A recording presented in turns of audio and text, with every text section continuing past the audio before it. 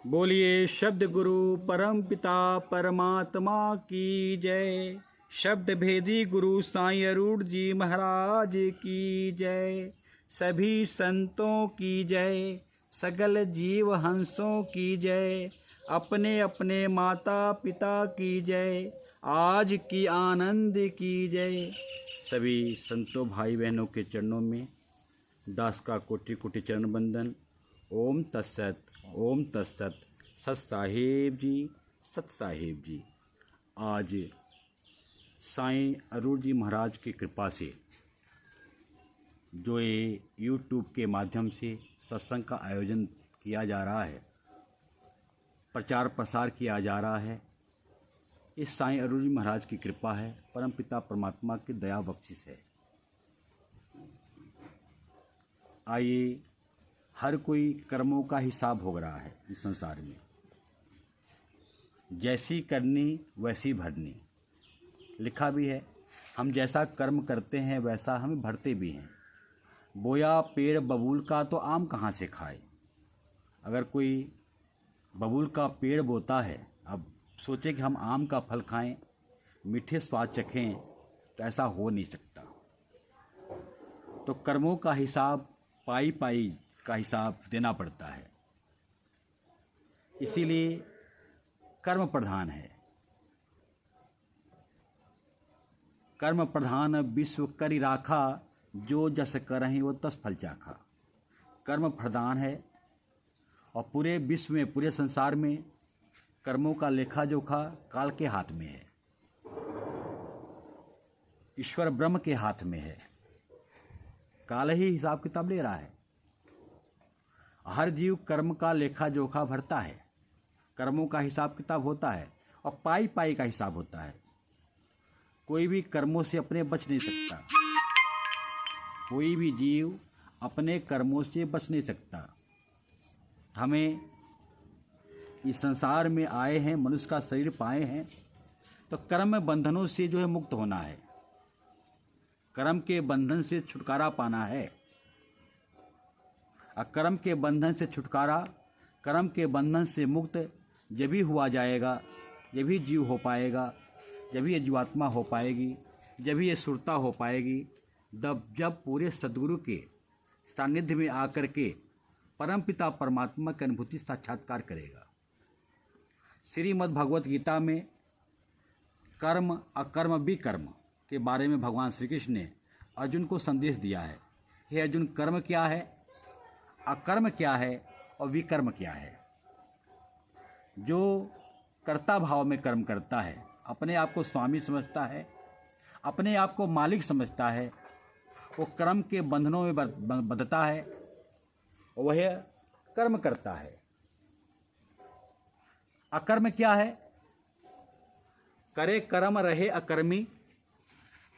जो कर्म करते हुए अकर्मी रहता है, जो अपने आप को स्वामी मालिक नहीं समझता, कर्ता नहीं समझता, परमात्मा ही सब कुछ करने वाला है, परमात्मा को सौंप करके, परमात्मा का साक्षात्कार अनुभूति करके जो भी कर्म करता है वो अकर्म हो जाता है।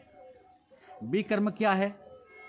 जो नास्तिक व्यक्ति है, जो पापाचार करता है, दुराचार करता है, जो अधर्म के रास्ते पे चलता है, अधर्म के मार्ग पे चलता है, वो विकर्म कर्म करता है, वो पाप कर्म करता है। वो जो है अधोगति को प्राप्त होता है, निम्न योनि को प्राप्त होता है, नीच योनि को प्राप्त होता है, नरक खाने में जाता है, कुंभी नरक को, रौरव नरक को भोगता है। इसीलिए सबसे उत्तम, सबसे श्रेष्ठ जो है अकर्म है, जिसको निष्काम कर्म कहते हैं। जैसे एक सकाम कर्म है, एक निष्काम कर्म है। सकाम कर्म में क्या होता है? उसमें अपनी कामना होती है, वासना होती है, लालसा होती है, इच्छा होता है, राग द्वेष होता है, आसक्ति होती है माया के प्रति। ये सकाम कर्म होता है।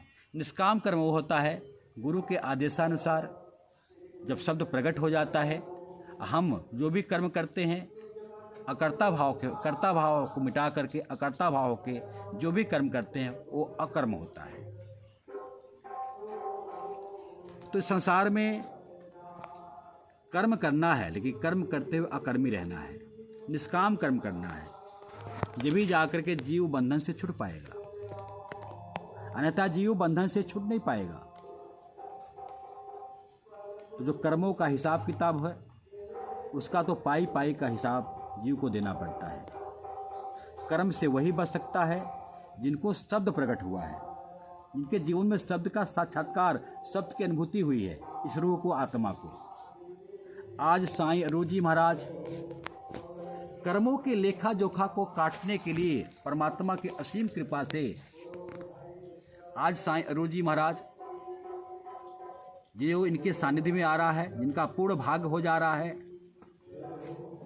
जिनके अंदर शब्द प्रकट हो जा रहा है, उसका कर्मों का लेखा जोखा कट जा रहा है, कर्मों के बंधन से छूट जा रहा है।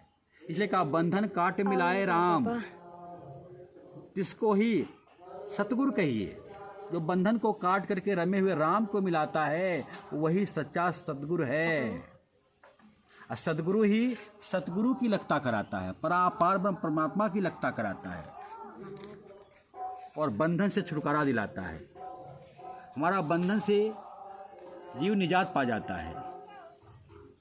तो हर जीव कर्म लेके आया हुआ है। एक संचित कर्म है, एक प्रारब्ध कर्म है, एक जो है क्रियात्मक कर्म है, क्रियामाण कर्म है।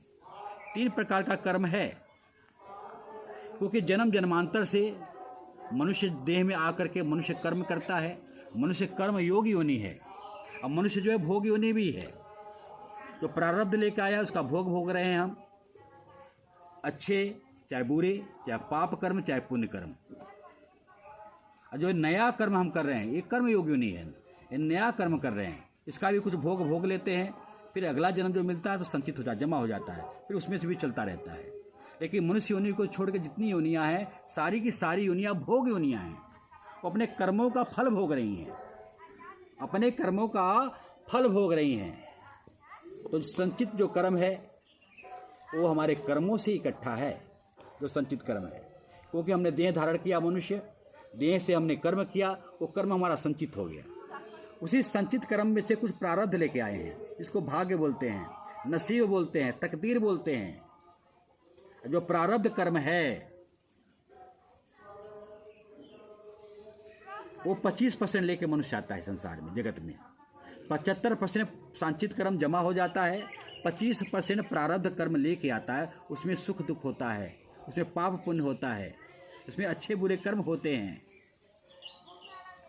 और जो नवीन कर्म करता है, क्रियात्मक कर्म करता है, क्रियामाण कर्म करता है, इस कर्म का जो बीज बोता है इसका कुछ काट लेता है, जो शेष रह जाता है ये शरीर नश्वर छोड़ देता है, जो शेष रह जाता है फिर अगले जन्म में ट्रांसफर हो जाता है। इसलिए जीव बार बार जन्म मरण में आता है, कर्मों के फल को भोगता है। और कर्मों के फल से कोई अछूता नहीं है। इसीलिए कहा कि एक लेवा एक देवा दूत, कोई किसी का पिता न पूत, ऋण संबंधी जुड़ाए ठाटा, अंत समय सब बारम बाटा।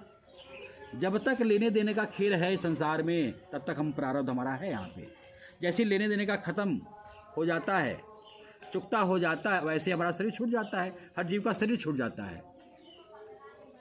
कोई किसी का बेटा नहीं है, बेटी नहीं है, बाप नहीं है, माँ नहीं है, सब जो ये संबंध है तन के संबंध हैं। लेकिन लेने देने का खेल, इसके पीछे जो है महाकारण है। कारण के पीछे कारण तो दिख रहा है, ये मेरे माता हैं, पिता हैं, हम इनके द्वारा दुनिया में आए हैं, मेरा भाई है, बहन है, ये कारण तो, लेकिन कारण के पीछे महाकारण है। अब महाकारण क्या है? कर्मों का लेवा देवा है, कर्मों का चुकता है। इसी चुकता को जब तक हम पूरा कर नहीं लेते हैं तब तक हमारा संबंध बना रहता है संसार में। और जब ये चुकता खत्म हो जाता है, कर्मों का हम चुकता करें तो संबंध हमारा खत्म हो जाता है, विच्छेद हो जाता है। लेकिन जो परमात्मा को जान लेता है, सत्य को जान लेता है, सत्य से अवगत हो जाता है, सत्य से रूबरू हो जाता है, शब्द की अनुभूति हो जाती है, निरंकार की अनुभूति, साक्षात्कार हो जाता है सद्गुरु के कृपा से। किसकी कृपा से? सद्गुरु के कृपा से, पूर्ण सत्य के कृपा से। जैसे ही शब्द प्रकट होता है तो संचित कर्म है वो जीरो हो जाता है। क्या हो जाता है? वो जीरो हो जाता है, राख हो जाता है, भस्मसात हो जाता है। जो प्रारब्ध कर्म लेकर आए हैं, कहा ना कि पहले बना प्रारब्ध फिर पाछे रचियो शरीर, तुलसी चिंता क्यों करे प्रेम से भजो रघुबीर। जब दुनिया में हम आए थे प्रारब्ध पहले आ गया, बन गया था हमारा। जब जीव दुनिया में आया था तो प्रारब्ध पहले बन गया था। क्या क्या उसके साथ होना है वो पहले से तय हो चुका है, तब जाके दुनिया में शरीर आया। इसलिए तुम राम भजो, क्या भजो? राम भजो, राम के साथ जुड़ो, राम की भक्ति करो, राम का भजन करो और कर्मों से आप जो है बच जाओ।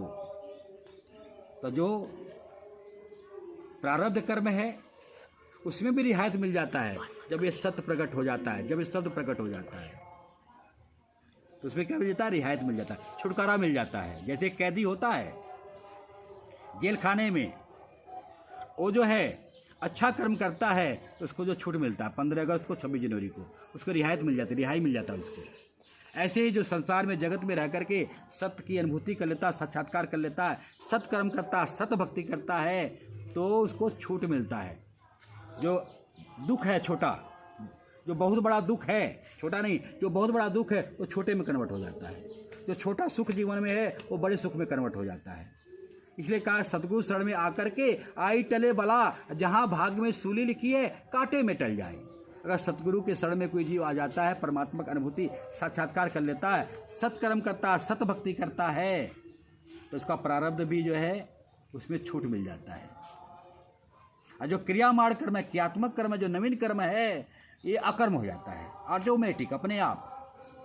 भगवान कृष्ण ने कहा है हे अर्जुन, जैसे करोड़ों मन लकड़ी को एक चिंगारी जला के भस्म कर देती है, ऐसे ही जो ज्ञान रूपी अग्नि है, ज्ञान रूपी प्रकाश है, जो ज्ञान रूपी परम ज्योति है, जीव के जो अच्छे कर्म हैं, बुरे कर्म हैं, जो संचित कर्म हैं, वो सब जला के भस्म कर देता है। जो नवीन कर्म करता है वो कर्म अकर्म हो जाता है। भगवान कृष्ण ही बता रहे हैं गीता में। तो ऐसे जब तक सत्य प्रकट नहीं होगा, शब्द की अनुभूति साक्षात्कार नहीं होगा, तब तक जीव के संचित कर्म भस्मसात नहीं होंगे, प्रारब्ध में छूट नहीं मिलेगा, रियायत नहीं मिलेगी। जो नवीन कर्म करा उसको वो अकर्म नहीं होगा, तब तक बार बार जन्म मरण में आता रहेगा। इसलिए फायदा है, इसका लाभ है कि जो जीते जी सतगुरु के शरण में आ जाता है, सतगुरु के सानिध्य में आ जाता है, वो जल के भस्म हो जाता है संचित। प्रारब्ध कर्म जो है उसमें छूट मिलता है। जो क्रिया मारना है, नवीन कर्म करता है, वो अकर्म हो जाता है, क्यों? अगला जन्म नहीं लेना उसको, अगला जन्म उसको नहीं लेना, वो सीधे परम धाम में जाता है। तो आज साईं अरूज जी महाराज हर जीव को कर्म के बंधन से छुटकारा दिला रहे हैं, परमात्मा का ज्ञान करा करके, शब्द का बोध करा करके। तो आइए जितने भी इस आवाज़ को सुन रहे हैं, सभी इस आवाज़ को सुन करके सतगुरु के शरण में आएँ, परमात्मा की शरणागति लें और अपने जन्म मरण के बंधन से छुटकारा पाएं, कर्मों के लेखा जोखा से कट जाएं। इसलिए कहा धर्मराज को मारूं ठौर, किसके जगह बिठाऊं और, कि धर्मराय भी लेखा नहीं मांगने वाला कर्मों का, धर्मराय भी यानी काल ब्रह्म भी हिसाब नहीं मांगने वाला कर्मों का। तो कर्म की गति जो है टरती नहीं है, लेकिन जब परमात्मा की अनुभूति साक्षात्कार हो जाता है, शब्द का भेद मिल जाता है, शब्द का बोध हो जाता है, तो कर्मों से छुटकारा मिल जाता है। तो मैं अपनी बाणी को यहीं विराम देता हूँ। सभी जयकारा में साथ देंगे। बोलिए शब्द गुरु परम पिता परमात्मा की जय, शब्द भेदी गुरु साईं अरूज जी महाराज की जय, सभी संतों की जय, सगल जीव हंसों की जय, अपने अपने माता पिता की जय, आज की आनंद की जय। सभी संतों भाई बहनों के चरणों में दास का कोटि कोटि चरण बंदन। ओम तत्सत, ओम तत्सत। सत साहेब जी